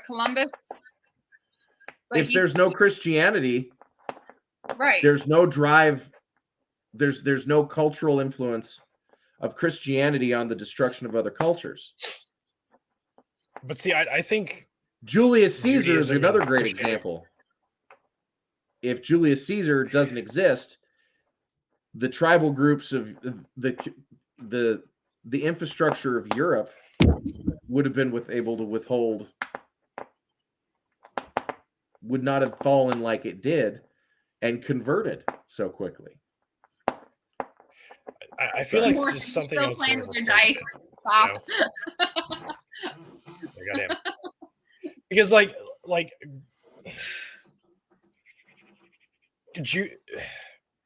post second temple Stop period playing with your Judaism. dice.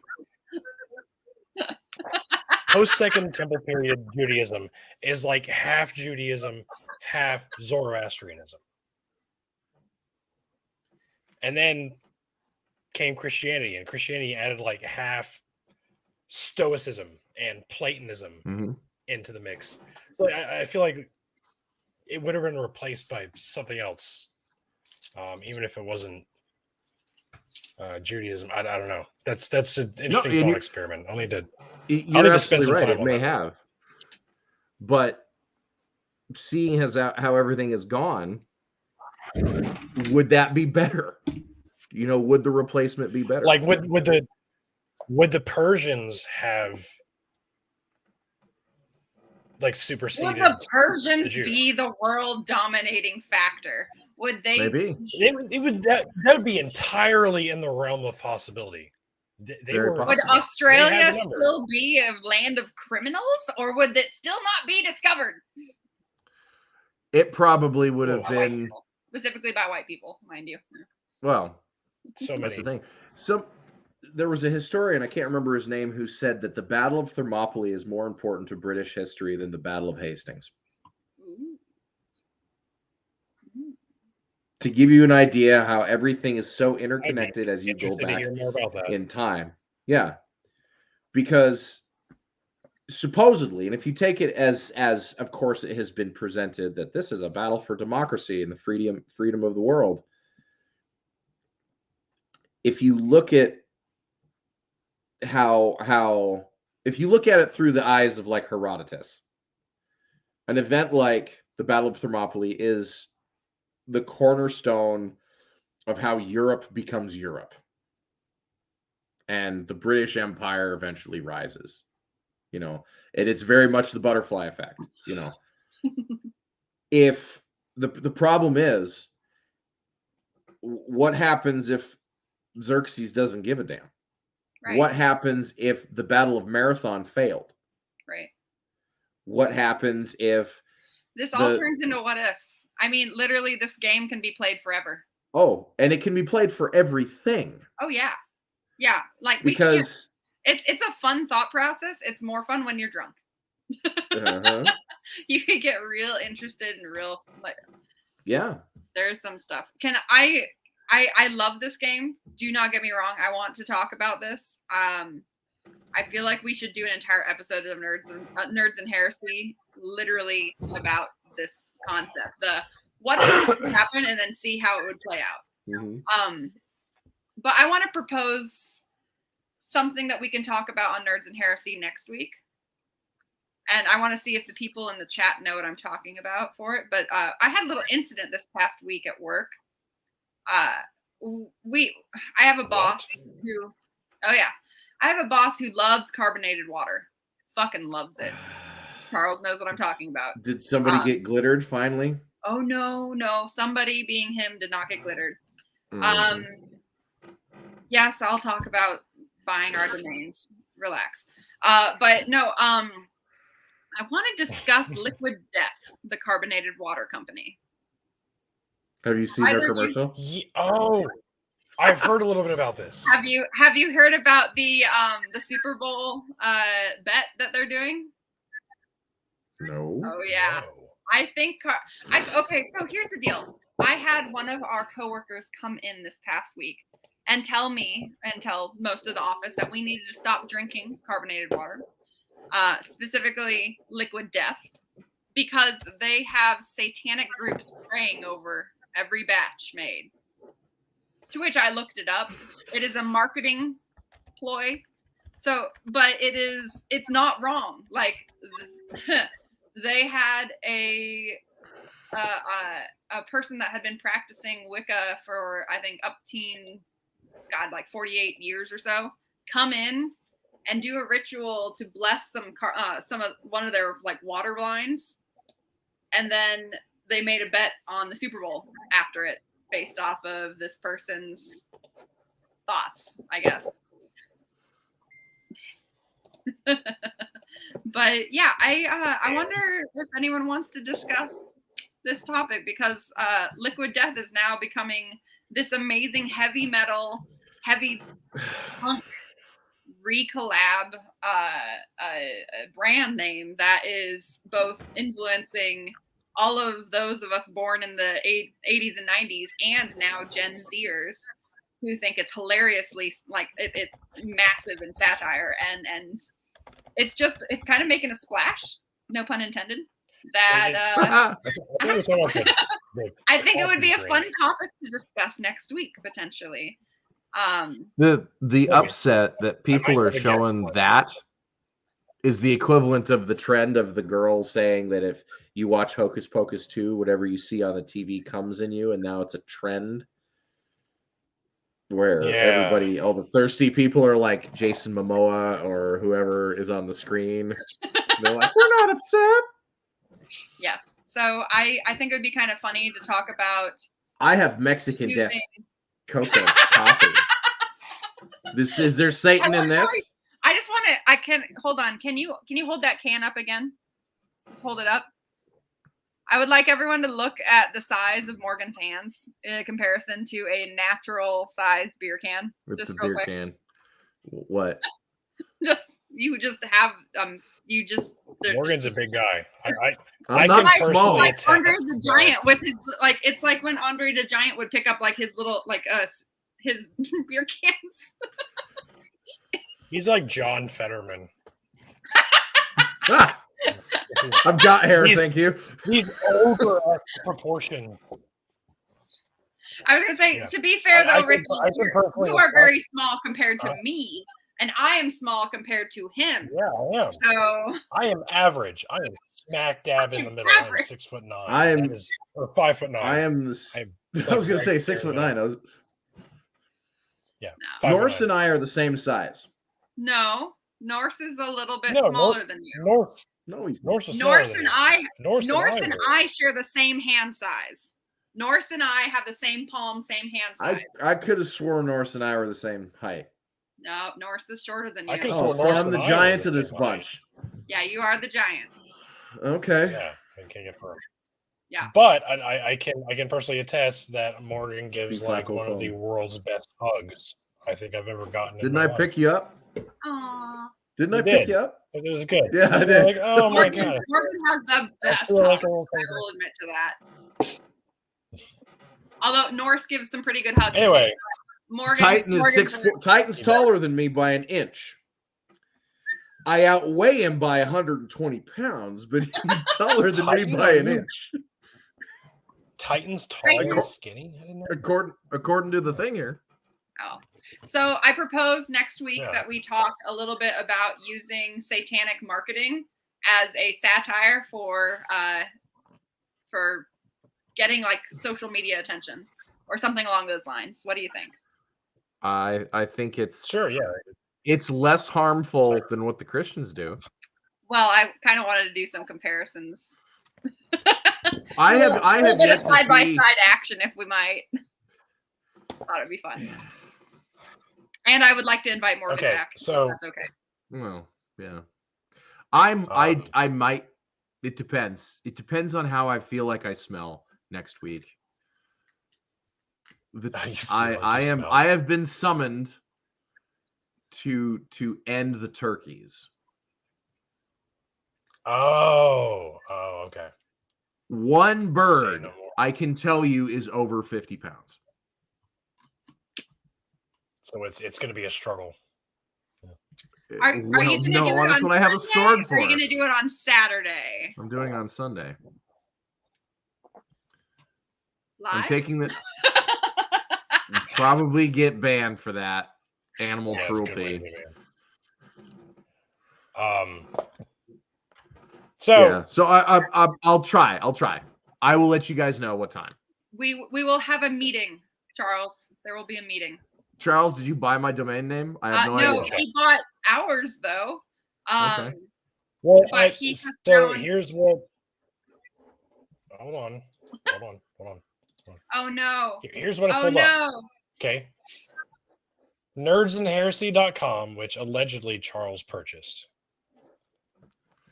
Chocolates, Jesus shirts, and Christian shirts. Christian shirts. I don't know what's going on here. That's GoDaddy though. That's different. Is it a little chocolate covered cross full of goo? I typed in nerdsandheresy.com and this is what came up. Charles, is there another what are these lies? domain? Should I put in nerdsandheresy.org or .gov? Yeah. No, he said .com. It's nerds. Well, make sure you spell Archeo right, Charles, if you do. Yeah, there's no Archeo, there's no Natty Nat, and there's no Captain Dadpool. They're related. Those are related searches. Look, it's related searches. It says it right there. What does that even mean? It means that nerds is a candy, chocolates is a candy, heresy is a candy. Talks about, and Christianity is something that is brought up in. There needs to be a candy called heresy. Come on. And it has to be devilishly. It has to be like. It has to be like devilishly good chocolate, like devil's food cake fudge or something. Deep dark chocolate with like strawberry or cherry goo in it, or raspberry it's already been goo. Purchased, so now we just have to like make something, even if it's just like our faces going like.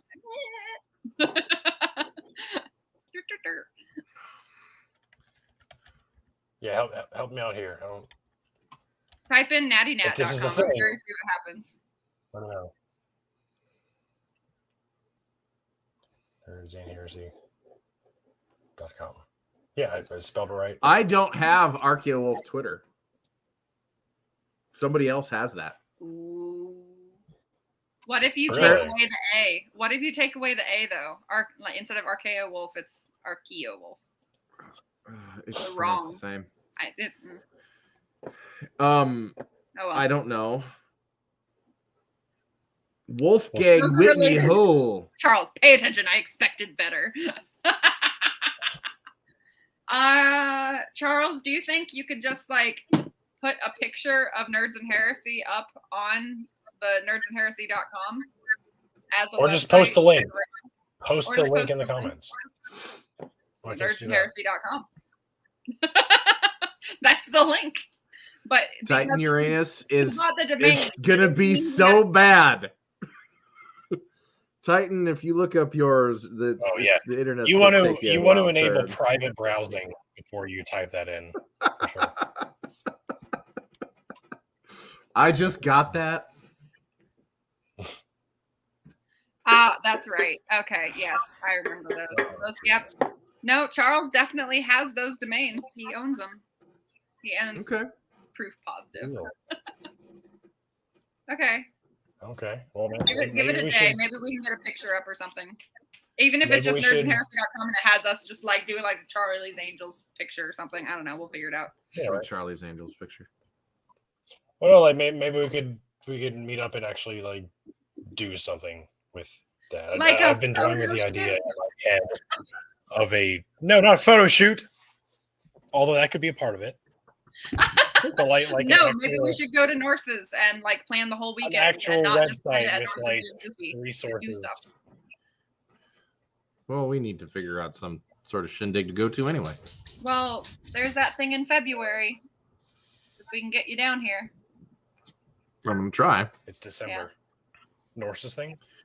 Norse's thing The- is in December. the, but there's also the Last Blade Standing, which is the late February, which I think Oh is yeah. the thing that I'm that's a- shooting to have Morgan come down for. I'm gonna It's a try. bladesmith But, thing. But yeah, we'll figure it out. I've heard there's some. I've heard there's some drama going on behind the scenes about that. We won't discuss that here. fancy. Anyway, thanks everybody for joining us tonight. We can discuss that later. Yeah, I don't even. Being that we've gone on a tangent that It seems like we're just talking now. Yeah. geomagnetic didn't prove the Bible. That's what we've come up with. No, yeah. Geomagneticism will Final prove conclusion.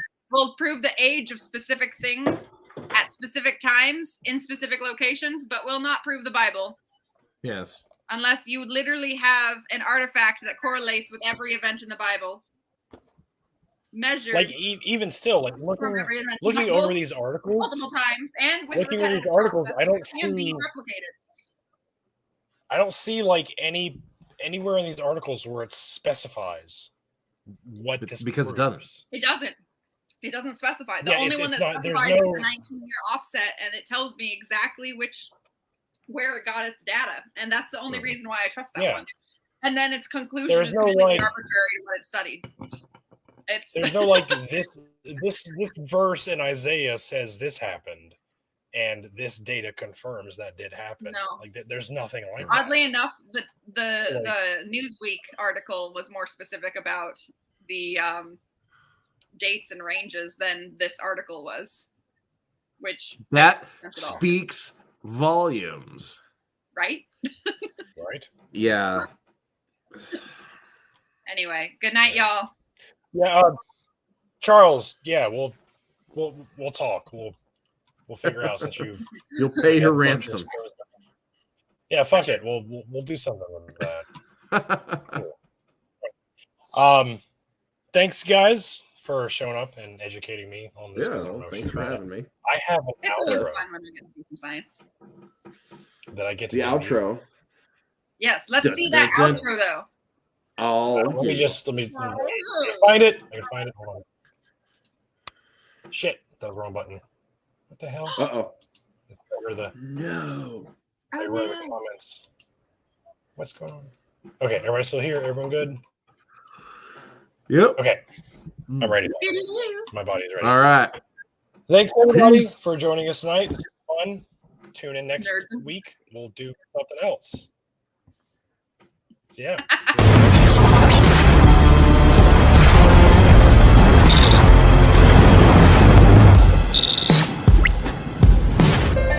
Hold on to your butts.